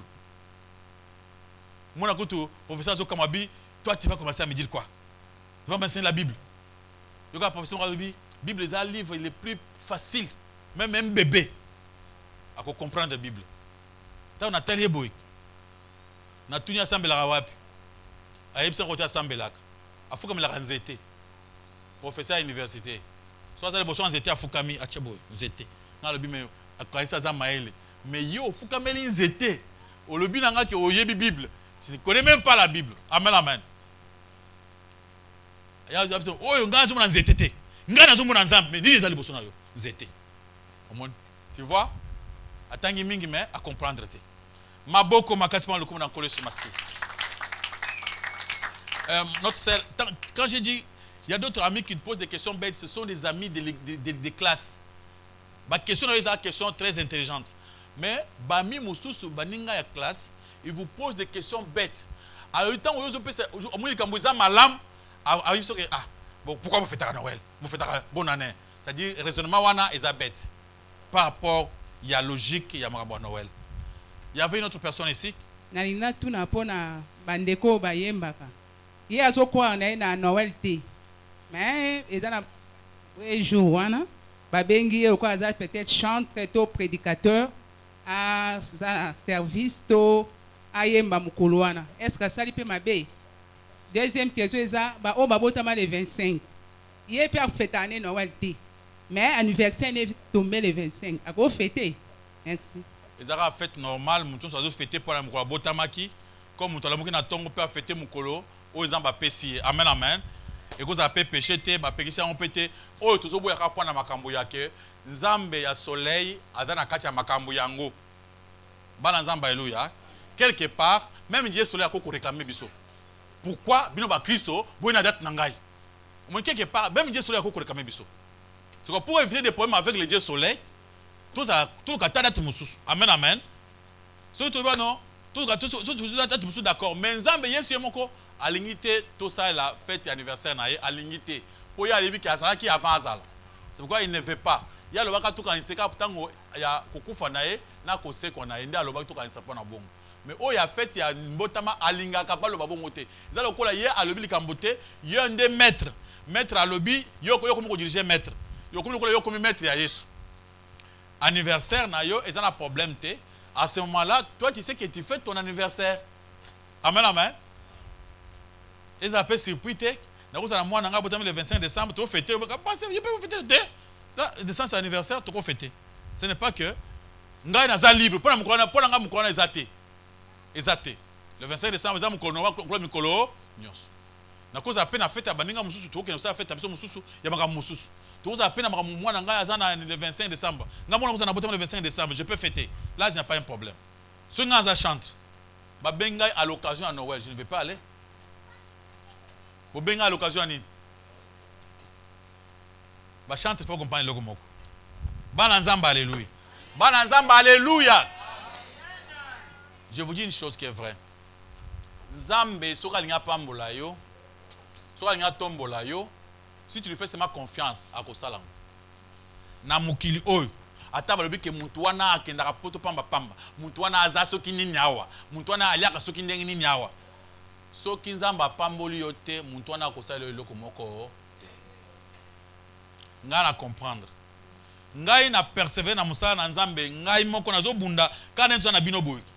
Baninga muso bakenda kufuka mela batu nga bina okenda kufuka mate. Okende kusenga na okenda kusenga te. Na tayi ka nzamba likolo nzamba lobi na ko protéger yo, pe na kokende mamuti na suka. Na moni pe zo marché. Les gens bazo micha souci pamba. Quand j'étais chanteur auparavant, je partais aussi chanter pas batu. Donc il ne peut koyemba bagise mususu koyemba. On a pas passé bazo proposer ngai. Oh, on peut faire ça pour toi, ça la boy. Après na yo comme na kutu bango kutu, ba réussir ya bango vite. Amen, amen. Ba mususu église yango ezaki minene ekita chita. Ce que ça le suni. Ba mususu ça na succès plein succès ça ni et si là. So so nga jimbela bango. Amen, amen. Batu bando kele kutukena koyemba boye, tendo koyemba boye. Ba mama kingani, papa kingani, bokene koyemba papa kingani, puis batu so na pe moni pe ba sepe le côté. Bango on peut ba réussir péter. Après au télémi. Chantre et le chantre de Jésus-Christ. Il va chanter pour son Seigneur. Pour qui? Pour Jésus. Je merveille, je vais chanter pour Jésus. Une fois bassé bâti fête anniversaire à Jésus-Christ, il y a bâti Saturne. Je ne peux pas aller. Si une fois na kei, na komi naza nulle part. Amen, amen. Alléluia. Nga kutata na manako yemba, naza problématique. So benga église na koya konate. Yo frère, yo kasi yo zanini. Ka ndenge naza boye, mais pona Yesu na koya konate. Tala kotonde kutu bako sunga yo pambola mangabi, o batela ko pambola mawana. Soki nzamba pamboli ngate, ata bino bolingi bo pambola ngate. Amen, amen. Eza lulendo te, mais na kangami na nzambe na busolo, nzamba ko prouver que oza na ye. Même na protection, même na makambo nyonso. Chante ko lenga te. Bongo babenga Noël, ba pesi ngai soki $200 ya transport. $200 osani. Ata ba pesi o 10,000. So oza na Yesu te, zéro. Ba chante be ba bimaka, ba yembela nzambe malamu. Ba kota lo yenge embrouillement, lelo ba komi ba vedette moko ya monde. Ils ont échoué totalement. Donc, par exemple, pour ça, il y a le coup Moukili. La chose qu'ils pouvaient faire, c'est de refuser. La gloire à Bat. Alléluia, alléluia. La gloire à Bat. Gloire pour na Zam. Donc, si on lingi gloire à Bat. Vous avez pour ça. Gloire à Bat. Que les chantres, si vous avez Noël, vous avez fête à Noël, vous avez Yesu te. Voilà, vous avez une étoile. Vous avez un soleil. Micro. Merci, pasteur. Amen. Aussi répondre déjà à la question, la question c'est renommée à Tunaki. Mais Ezaboui, dans un apostle, aux la claire, to fêter, to fêter, ou soit, va changer date. Ezaba mangomba mususu. Oh, bah, monique, oui. Le 25 décembre, et ce qu'on concordait dans Mukulaboti Christ. Un exemple, au PC que j'attends à Malili. Mais bah, besoin date mususu. Ce qui n'a pas tant date ou on a été pour le 25 ce qui nous a bah pour la qui date moko. Est-ce que bishop est pour la paix date ou on a ou soit pour fêter carrément. Zala clair, merci pasteur. lokola bantoma basfetaki yango te biso mpe tokofete te. Amen, amen. Alléluia, alléluia. Lokola bantoma balobi bolanda biso lokola bango moko bafetaki te tokofete bafete wana te mais tokofete mikolo nyonso ndenge tolingi mais anniversaire ya maître batikeli biso yango te soki tofete tobakisi maloba nzambe na kati ya bible to bazo bazofete fete wana baajouter eloko nzambe atiaki te. Question d'Angeza, qui a établi le calendrier? Calendrier, à l'époque à Jésus. Est-ce que c'est le même calendrier au à l'époque Nabiso? Et puis, la Bible, est-ce que Ezoko Sabiso que Jésus a boté Maginanda Bampate, que Jésus c'était vraiment le fils de Marie? Donc c'est un mensonge, ce que tu côté à Noël, c'est écrit dans la Bible. Yesu abotama nanda kabampate le 3 mages bamemela ka cadeau balanda ka étoile, c'est écrit dans la Bible. Tout ça est relié par le Noël. Tu que ezope sanga moi bouleversion na cerveau nangai. Soit Bible ezoko sabiso, soit c'est vrai na ebité. Et puis dernière question sur le sapin. Je sais que Dieu qui a créé le sapin, Dieu qui a créé tout. Bisoba chrétien, tout utiliser sapin, tout utiliser sapin. Parce que nous décorer peut-être c'est mauvais. Bongo ceux qui lobby au plantain on a le parcelle na yo parce que ça nzete o nzambe mutakiela ki. To planter peut rater parce que biso to zaba chrétien. Merci papa Richard. Calendrier. D'après ce que moi je sais, je n'ai pas fait trop de recherches sur ça parce qu'il faut faire des recherches. Nous avons le même calendrier. Jésus c'est notre ère. De notre ère. Ère Nabiso. Ngonga Nabiso. Si tu allez bien, avant Jésus, batobanda koya bamula babandi na ebele aussi là. Babandi ata na 2001 ezo qui tire comme 0. Bazo ba ke tango Jésus-Christ ezalaki abotamaki quelques années avant la fin ya bane wana. Tango soyo baye ko tchake nde tema ki azaki mutu moko ya munene oya azana mokili. Ce qu'on avait mis que après ou bien avant Jésus. Baye ko tchake le kola batie na l'an 0. Baye ko le kola l'an 0. Pour ezaki na côté à suka mikolo. Mais vraiment abotamaki vraiment la première l'an 0 té. Abotamaki était même quelques 2 ans, 3 ans ici là. Alors calendrier il y a depuis temps à Jésus-Christ. Il y a un bandaki na 1, 2. Les autres en combien? 2000 combien? 2022. Et ça R nabiso. Le calendrier il y a wana je ne crois pas qu'il changé. Si il change ka, tu vois comment l'an 2022 té. Dans l'an 2022 par rapport au calendrier après Jésus.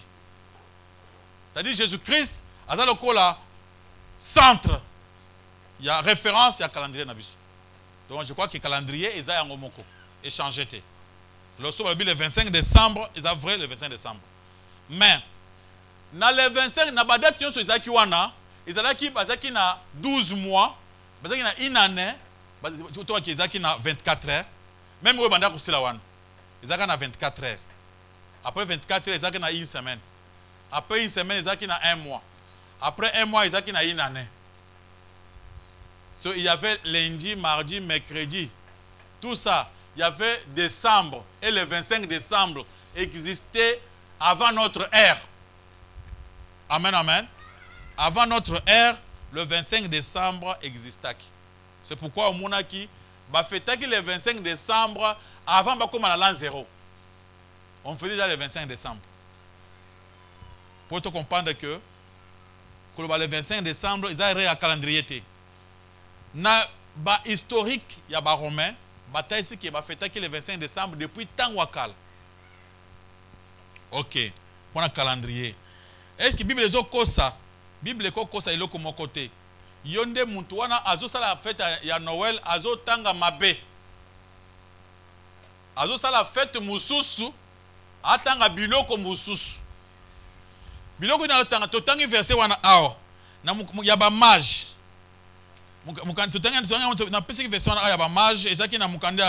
Matthieu combien?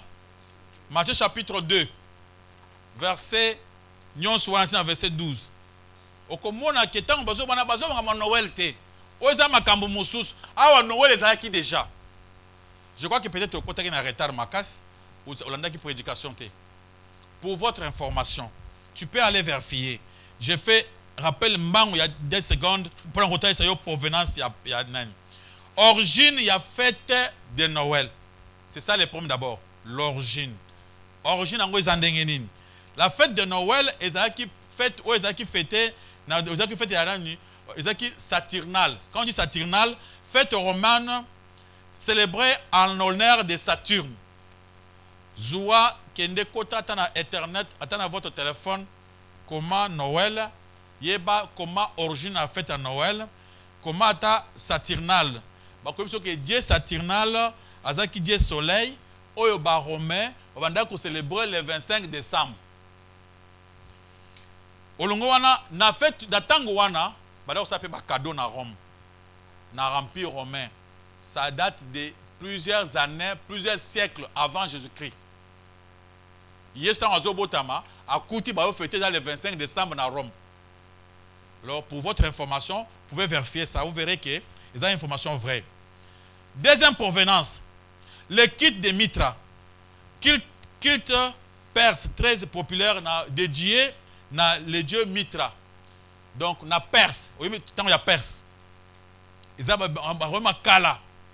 Bazaki na culte moko, ba bengi culte de Mitra. Mitra veut dire quoi? Ils ont qui symbole de lumière et de vérité. Qui veut dire quoi? Invectus. Invectus qui veut dire soleil invaincu. Dieu soleil. Alors, Mitra, ils ont qui culte oyo, bana ko célébrer le 25 décembre na Perse, l'empire perse. L'empire perse, c'est depuis Mbatango, il y a Esther dans la Bible. Avant même Esther, Kala. Fête wana ezalaki déjà. Yesu abotami sima awa. Tolongo wana, troisième provenance, origine. Yesu azaba origine, ba fête à 25 décembre. Troisième origine, la fête de Yule. Y-U, grand I, L-E. Au combien on a dictionnaire, au kiatana dictionnaire, c'est Azad déesse, Nzambe. Fête traditionnelle issue de la mythologie germanique. Oui, on a fait 12 nuits. On a fait un sacrifice le 25 décembre. Yule wana, bazaka banzambe ya bondoki. Pour votre information, pourquoi Noël est comme il y a chrétien? Noël est comme il y a chrétien au 3e siècle après Jésus-Christ, de notre ère après Jésus-Christ. A dit, Pierre, non, va fêter en côté. Dans le 3e siècle, il y a l'empereur Constantin. Vous voyez bien son nom, empereur Constantin le Grand. Dans le 3e siècle, Azaki, empereur Mounini à Rome. À se convertir en christianisme. En Jimeli Jésus-Christ. Natango wana. Mbalamoko, afin, abi, asangisi ba clerge. Basango, mususi yatango na bango ba clerge. Asangisi bango, al proposer bango, bazwa fête ya Mitra. Mitra qui veut dire soleil invaincu. Dieu lumière. Bakomi sango na kati ya christianisme.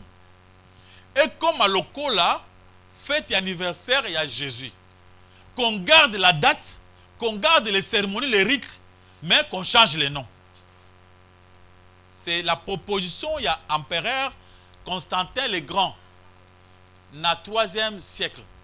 C'est histoire vraie. Tu peux vérifier.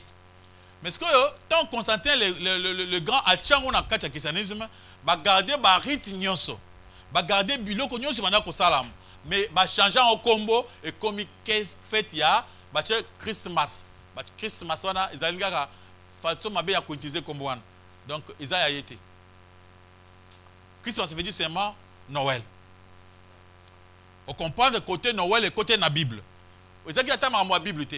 C'est pourquoi les clercs sont sages. Il faut maintenant commencer à chercher Matthieu chapitre 2. Et Matthieu est bimi mikolo. Fête ya bango ya kala. Ba yoko Matthieu asika ba coller na fête. Dezo ba tango ba marche ba kendaki ba pesa ki ba cadeau. Mais bango ba cadeau bazo pesa ça ba cadeau na bango ya kala. Il y a depuis tango yesu na botamité on faisait ces cadeaux. wana au comprendre origine. À part origine, t'as ma question opposée qui la Bible, c'est-à-dire Bible n'a rien à voir avec Maramouya Noël. Maramouya Noël, yoka origine nango yangwan. Ce qui est ça, il faut que tu aies un historien wana seba kosi. Et quand tu as une histoire, vérifier na téléphone na yo, kende vérifier au commun tout ce qui est en train de vous dire que c'est vrai. Alors, la Bible n'a rien à voir avec Maramouya. Mbamamba mage. Ça n'a rien à voir avec Noël. Et en esima. Noël est déjà calme. Ba mage, ba esima. Alors, bâtir résolution ba mage, kocha na Maramouya Noël. Likambolobi, il y a sapin. Sapin, c'est un problème. C'est un été normal. Tu as le pango. Ba fleur à sapin, c'est un fleur que tu as que ça kitoko. C'est un problème. Mais dans mon candidat Jérémie, Nzambe abana kopesa Jérémie conseil pour na bato ba ke bana baza ko expliquer genre ba idole. Dia za ko expliquer à partir de Jérémie chapitre 10. Tanga verset 1 jusqu'à verset 4. Bazo ba ke ba païen. Sangwana fete ya Noël banda ko salama. Ce que Jérémie Nzambe a passé vision.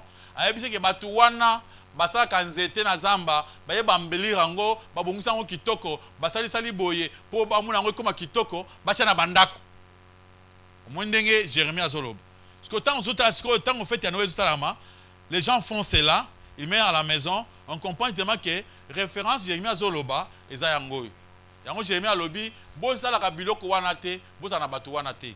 Nzete eza na problème mon côté, toko sala nzete, frère eza eloko mon côté. Mais ce que komi ke basala ngona lolenge bango basala ka wana et komi ambeli pona kocha et puis la kisi signe na bango. Comme Père Noël, a Uchiwapi. Noël est à moi na botami. Si on tata wana ya bukolo wana a Uchiwapi. Ça prouve que papa na ba histoire na bango ya kala. Ezaki kala wana papa na zo ya pesa to ba cadeau na butu. Alors ce que bazu Père Noël, ce que na Père Noël sur Azaranani, Azarasco Joseph ou bien Azaranani. Toyeba kaete. Alors ce que les ali biloko na bango. Donc ça n'a rien à voir avec la Bible. Ça pèse en zété nzambakela. Ça n'a rien à voir avec Makamona Bango. Mais Bango bakoya ko n'importe quel nzété. C'est pourquoi biso n'importe quel nzété. Oyo kwa mbeli kitoko china ndako na yo pisi boté comme ko ya boyi ah yeso botamière. Nzamba boyi. Donc nzamba boyi kozwa kopesa valeur na banzété. Kopesa valeur parce nzamba akeli biso so la bakozi ba nyama ya babiloko. Et donc bomu kilezanini. Nzamba alobi akeli Adana Ève alobi diriger biloko nyonso dominer sur ces choses. Mettons Adana Ève baye Nzamba alobi boy. L'homme était le chef de la femme depuis la création. Parce que c'est l'homme qui était créé avant, c'est l'homme qui a donné le nom même à sa femme. Ça prouve qu'il était supérieur, était le chef. Nakati andako. Nakati mariage na bango. Et Dieu avait seulement causé avec l'homme. Na l'homme nde muntu Nzamba yebisa ki makambo yake kulia nzetete. C'est l'homme qui avait raconté à sa femme. Après, aux hommes que makambo sama kindenge nini. Au lieu que muntu a dominé banyama. Moi sinaye a dirigé moi sinaye, pe yena moi c'est pas dominé banyama. So et ça mindenge nini. Nyama. Aye abandi ko pesa mitinde pas à moi si. Moi ça azu mitinde apesi pas nani. Dans l'ordre hiérarchique, ils ont qui trahi. Vous voyez, makambo banda likolo ikita et bani na se et que likolo. Nengo zonga lelo boy bato mo pesa mitune na bango. Aya créer fête à Noël, bacha on église boum, bacheli Yesu nanko. Donc Yesu bango bacheli fête, boum, bacheli. Alors deux hommes et salami et comme iskoyo, o bazu nzete, o il faut biso dominer. Bambeli kitoko. Ba pesi nzete respect. Vous voyez que nzete pesi respect, yo pesi nzete respect. Ils étaient dominés sur eux. C'est ça l'idolâtrie. C'est l'idolâtrie. Amen, amen. Il y a encore une question? Merci beaucoup, pasteur, pour la parole. Amen. Pasteur, même dans l'histoire, où il y a science, même dans la Bible, où il y a la parole de Dieu, éprouvé que Noël est diabolique. Si le pasteur, il y a une église où il y a pratiquer la parole de Dieu. Même saint. Mais vas-y continuer à fêter Noël. À qui matière vas-y continuer parce que quoi une incrédulité te boy. On a question à liboso. Deuxième question na monsieur Ezali parce que au BT solo ya Noël awa. Mais ils Noël te ba fête et c'est belé ba pratique et c'est belé ba coutume et c'est belé oyo lelo iso kende à la contre ya Bible. Parce que ceux qui les lots pratiquent à bon et ceux qui ne contre la Bible, comment un chrétien peut agir? Merci beaucoup. Ceux qui Noël et tchak combo ya Yesu te, tu rentres sur l'amour à mon lelo te. So to beti masoa Noël lelo parce que Noël est tangi kombo ya maître na biso. So na koti makambo yo parce que bango ba koti makambo ya Nzambe na biso. Yango to koti yango. Soki bato basaka fete bango soki ya kolia musunya muntu e, soki ya kolia bato miso e. Etali biso. Amen amen. Je ne peux pas m'imposer contre la fête d'anniversaire de mon pays. Ça n'a rien à voir avec ma Bible. Amen amen. Pourquoi je m'imposerai na fête moko au fête à travail? Ça n'a rien à voir avec Jésus-Christ. Ça est critiqué Yesu te et tu es mal à l'aise te. Mais pourquoi na koti oyo? Parce que ba koseli mettre na biso en makam. Pour oyo ezali doctrine moko que bato bazo ksa biloko wana bazo kende na monde mususu. C'est pourquoi na koti yango. Amen amen. Na koti mambo fête anniversaire te. Na koti mambo ya fête ya nani ya fête n'importe quelle fête au koko sala. Mais ce qu'ils a fait na bino oh tout ça na musique na biso to kende ko fêter le bi pa makanga to la babis. Ata bolembis na bino ngaza un problème te. Mais c'est que moi je condamne à haute voix. Ils allaient fête oyo bazu kombo ya maître na biso, bazu kombo ba tchena kati ya makambo na bango. Le ko la biso za ba défenseur, nzamba ti po tolo bela ba nzambe. C'est pourquoi nzoba à haute voix, oh mes frères bokeba, batu wana baza batu ya nzambe ya sanza na moi. Ils allaient magie, bokota te. Là je parle à haute voix parce que je suis un serviteur de Jésus-Christ.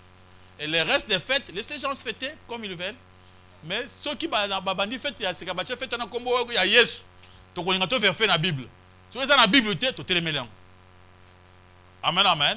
Ce qui nous a poussé à défendre cette fête, c'est seulement parce que Jésus-Christ a boyi ba fêter anniversaire et bango baza ko s'imposer, bazu pe date ya ndoki bache. Bazu bondoki na bango ba rite nyonso ya banda ko sala bache et ba kosela ngo Jésus-Christ.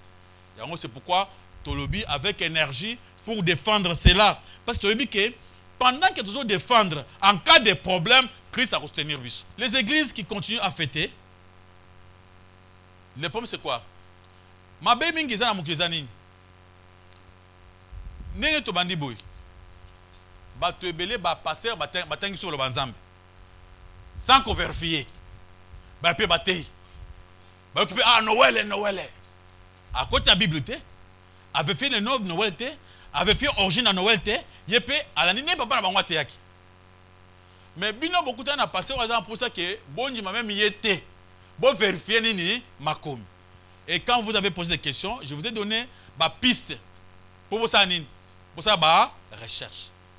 Alors, c'est pourquoi Ezaki batu balandi mutu aveuglement, ba comprendre ce qui se passe, ba keti, ba komi na suka, après ba kotelema. Ceux qui l'endent à comprendre. C'est pourquoi on prêche ça à haute voix. Mais yo ka insi que la papa na bango alobaka ke bo fêter Noël papa va mpesa kufa. Yo zanani pour longlang. Ba chango na kati ya doctrine église na bango. Yo ne munji bima. Ils ne peuvent pas changer. Il y a des doctrines. Oui, na kati ya réunion na bango. Landaki passer mon kolba mamba Noël. Yo nani. Papa na biso le bureau na passer mususu. Awa, on ne papa le bine toyoka. Un point très et c'est au fêter Noël. Alors, biso soko landi yango yo mokonde ko se défendre papa kota na lola yo mokomi balete. Maboko makati pa le komi na kolesu masia milolo.